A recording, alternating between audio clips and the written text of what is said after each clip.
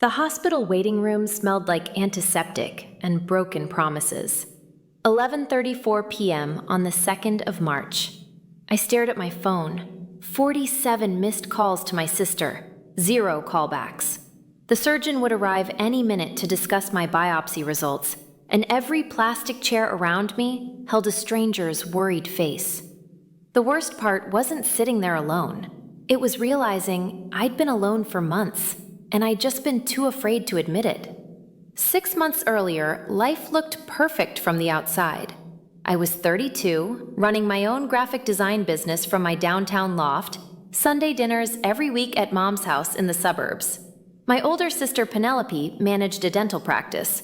My younger sister Genevieve was finishing her master's degree. Mom hosted a book club every Thursday. We had group texts, birthday traditions, matching Christmas ornaments. Then I found the lump. I remember the exact moment. Stepping out of the shower on a Wednesday morning, my hand absently checking, then stopping, going still, checking again. The mammogram came back irregular. They scheduled a biopsy. I told my family that night at dinner. Mom's fork paused halfway to her mouth.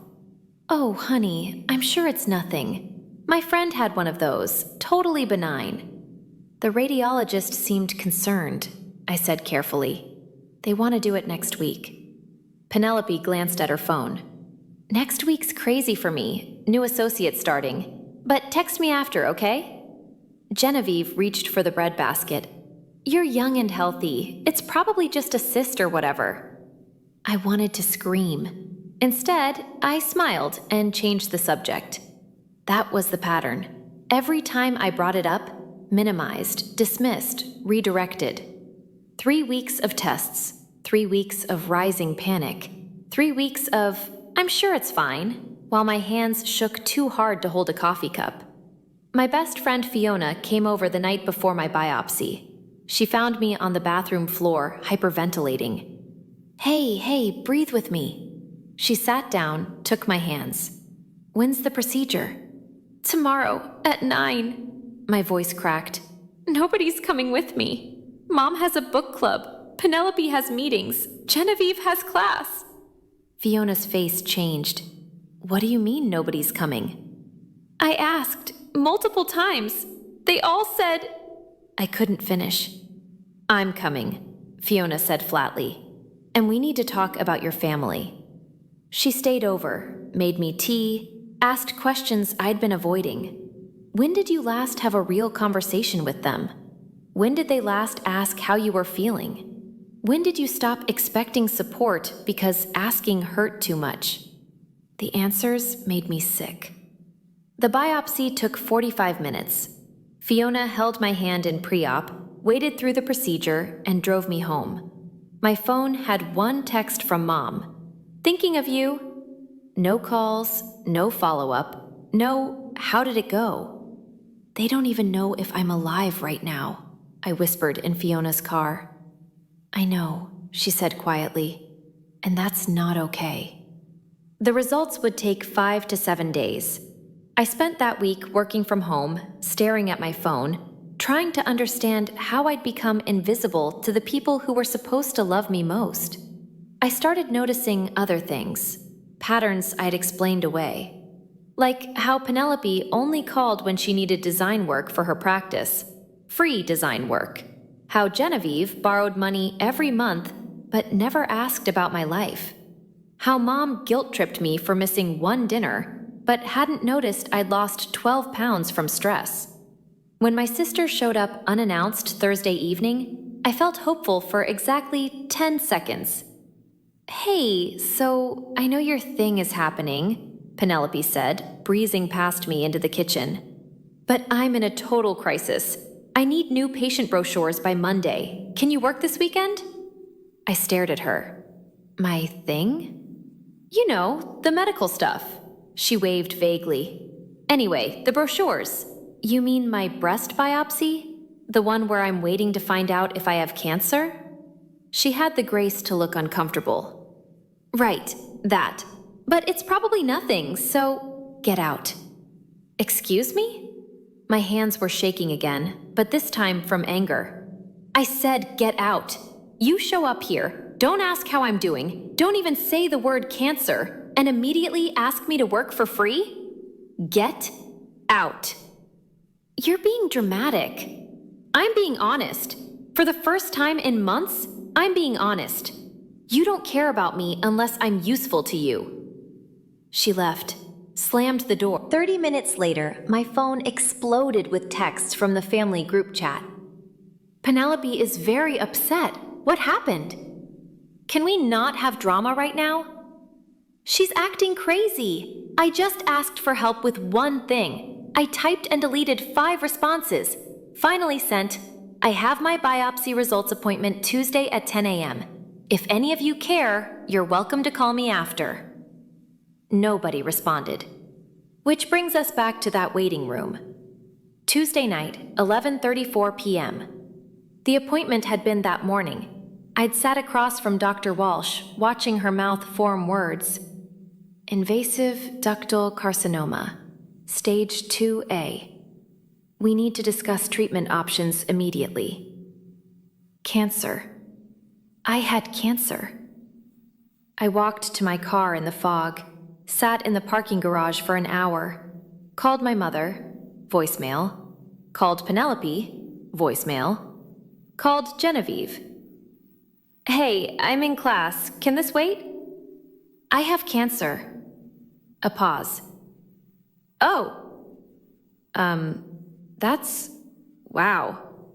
Listen, I really can't talk, but we'll figure it out, okay? Love you. She hung up. I drove home, made 47 calls over the next 12 hours, left messages explaining I needed them. Please call back. I was scared.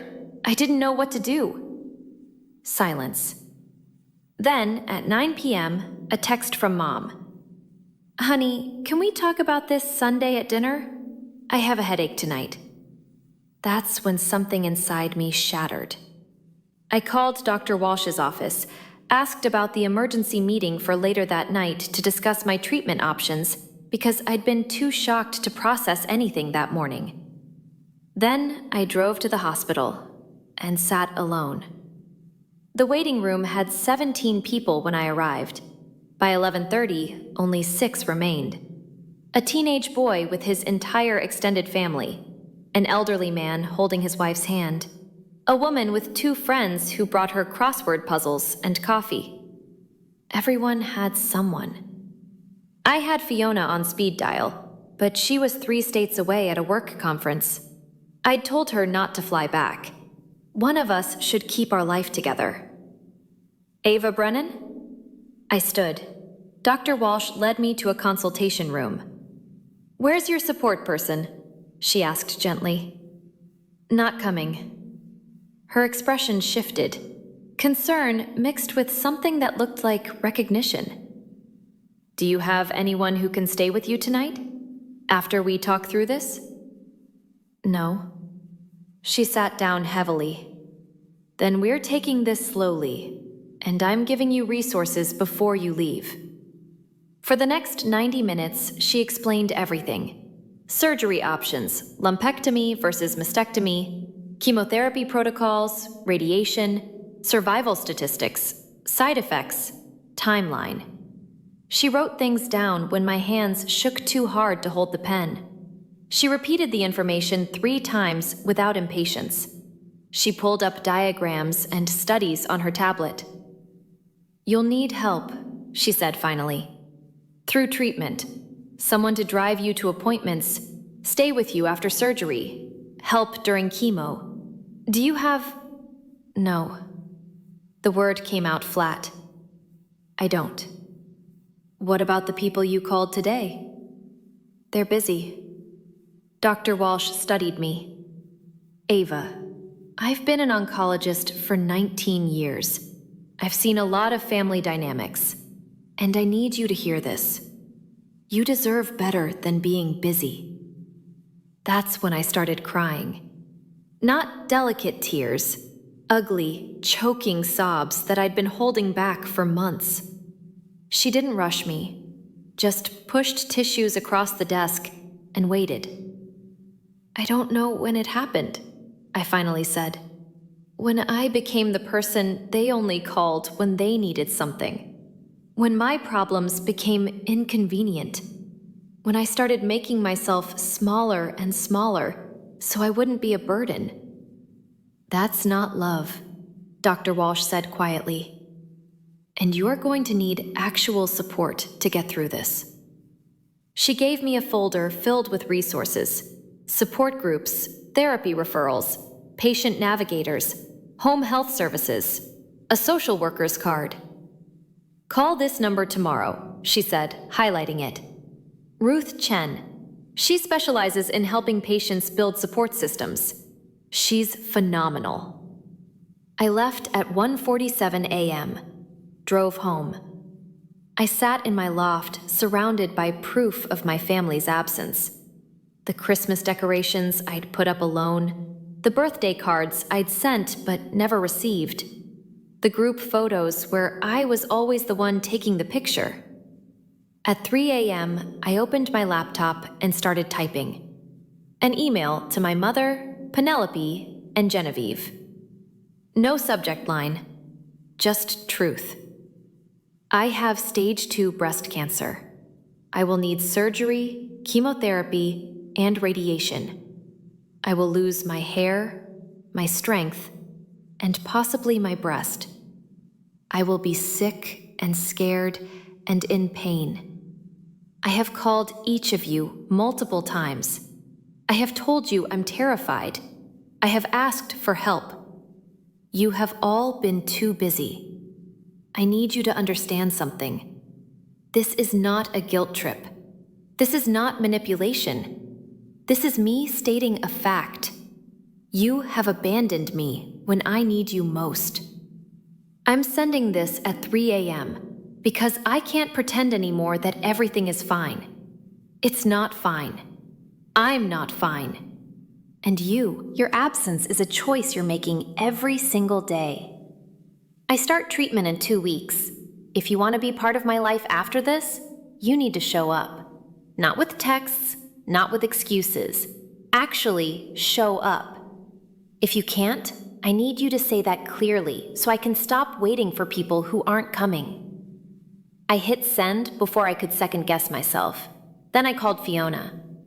It's 3 a.m, she answered immediately, voice sharp with worry. What happened? I have cancer. I'm booking a flight right now. Fiona, you don't have to. Shut up. I'm coming. And we're going to get through this together. I cried again. Different tears this time. The responses came in over the next 48 hours. Mom, this is very hurtful. I've been dealing with my own health issues, and you're making this about you. I'm disappointed. Genevieve, I don't appreciate being attacked like this. We all have our own lives. You're being selfish. Penelope, no response at all. I stared at those messages for a long time, waiting to feel devastated. Instead, I felt relieved, because now I know, definitively, there was no more false hope, no more excuses, no more, they love me, they're just bad at showing it. This was who they were. This was who they'd always been. And I was done. Fiona arrived Thursday evening. She'd taken 2 weeks off work, sublet her apartment to a friend, packed everything she'd need in one suitcase. You're insane, I said, hugging her at the airport. Yep, where do we start? That weekend, we called Ruth Chen. Then we called the support group. Then we reorganized my entire life around treatment. Ruth was exactly what I needed. Practical, no nonsense, and completely unfazed by my family situation. Happens more than you'd think, she said during our first meeting. People show you who they are during a crisis. The question is, are you going to believe them? She helped me build a care calendar. Fiona would stay through surgery and the first 2 chemo rounds. The support group had a volunteer network, people who'd drive me to appointments, bring meals, and sit with me when I was sick. These are strangers, I said, overwhelmed. Not for long, Ruth replied. That's how family actually works. You show up for each other. Surgery was scheduled for 3 weeks out. Lumpectomy with lymph node removal. 4 rounds of chemotherapy after, then radiation. My mother called the day before surgery. First time in 2 weeks. "I've been thinking," she started. "Maybe I was too hard on you. Maybe I could come stay for a few days after your surgery." I was folding laundry when she called. I stopped, cloth napkin in hand, and felt nothing. "Why now?" I asked. "Because you're my daughter." "I've been your daughter for 6 months. Where were you?" "That's not fair." "Mom," my voice came out tired. "Do you actually want to help me? Or do you want to feel like you helped me so you can tell yourself you're not the kind of mother who abandons her sick daughter?" Silence. "That's what I thought," I said. "I have people helping me. People who showed up when it mattered." "I'm your mother. Then act like it. Not now, when it's convenient. Not because you feel guilty. Actually act like a mother who gives a damn whether her daughter lives or dies." I hung up. The surgery went well. Fiona stayed in recovery with me, held my hand through the pain medication haze, helped me to the bathroom when I couldn't stand up straight. The support group sent flowers, cards, a meal train that lasted 6 weeks. Cassandra, a breast cancer survivor from the group, came over the day before chemo started.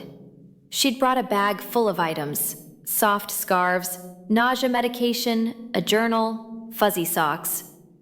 "Chemo is hell," she said bluntly, "but you're going to make it through, and we've got you." She did. They all did. Halfway through treatment, I was at my weakest. Hair gone, 15 pounds lighter, so tired I could barely climb the stairs. Penelope showed up unannounced. She stood in my doorway with a grocery bag and tears in her eyes. "I'm sorry. I'm so sorry. I was awful, and I want to help now." I'd imagined this moment 100 times. Imagined feeling vindicated, or forgiving, or angry. Instead, I just felt sad. "Come in," I said. We sat at my kitchen table. She unpacked the groceries: soup, crackers, ginger tea, things you bring sick people. "I don't know why I did it," she said finally.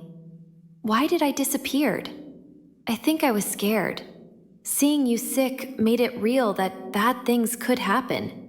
To you, to me. So I just pretended it wasn't happening. For 6 months. For 6 months." She looked at her hands. "I told myself you were fine, that you were exaggerating, that you'd call if you really needed me. But you did call. You called so many times.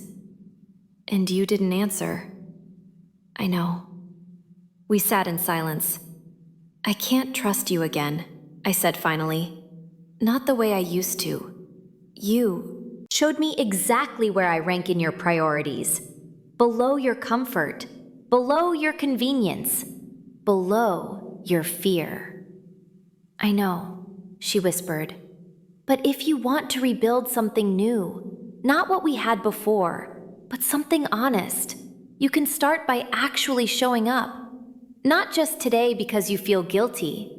Actually showing up." She did. Not perfectly, not immediately, but she started coming to appointments, bringing meals, sitting with me through the bad days. Genevieve never came. Mom sent occasional texts but never visited. And that was okay, because I learned something crucial during those months. Family isn't about blood. It's about who shows up when showing up is hard. 8 months after my diagnosis, I stood in Ruth Chen's office for my last scheduled visit. "How are you feeling?" she asked. "Tired, scared the cancer will come back, but also..." I paused, searching for words. "Stronger, clearer, like I know who I am now in a way I didn't before." That's the gift nobody wants, Ruth said. Crisis burns away everything that doesn't matter and shows you what does. Treatment was over. I was in remission. I'd lost my hair, 22 pounds, and most of my family.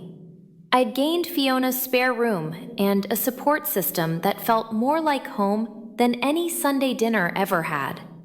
I'd gained Cassandra and 15 other people from the support group who texted me every morning to check in. I'd gained Ruth's wisdom and Dr. Walsh's steady presence, and the volunteer driver who'd told me his own cancer story during our third trip to the hospital.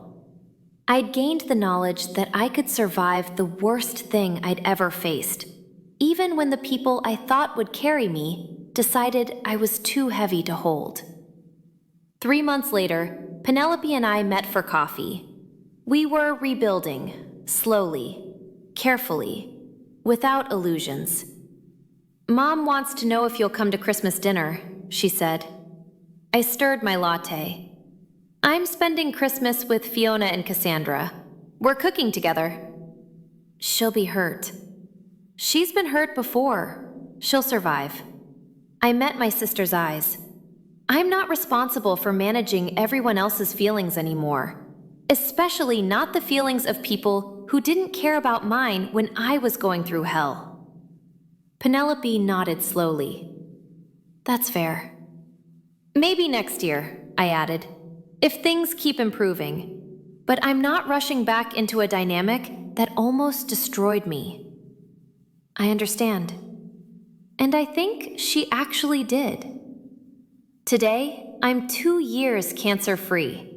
I see my oncologist every 3 months. I still go to the support group, though now I'm one of the veterans welcoming new patients who look as lost as I once felt. Penelope and I have coffee every few weeks. Mom and I text occasionally. Genevieve and I don't speak. And that's okay, because I built something better than what I lost. I built a chosen family from volunteers and survivors, and a best friend who flew across the country when I needed her. I built a life where I need help isn't a burden, it's just honesty. I built a version of myself who knows her worth isn't measured by how useful she is to people who should love her unconditionally. If you're sitting alone right now, wondering why the people who should care most seem to care least, I need you to hear this. It's not your fault. You're not too much. You're not too needy. You're not overreacting. And you deserve people who show up. Not with excuses, not with guilt, not when it's convenient. Actually show up. Because that's what love actually looks like. And you deserve nothing less.